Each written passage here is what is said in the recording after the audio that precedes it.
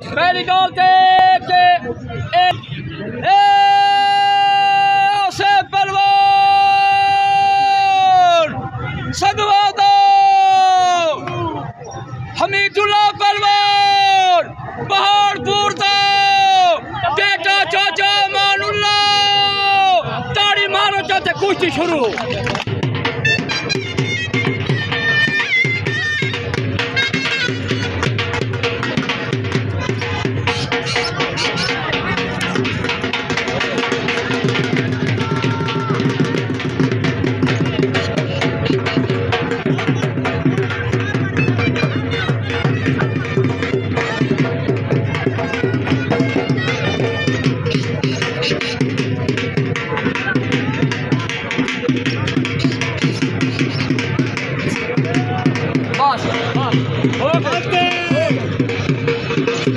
Lari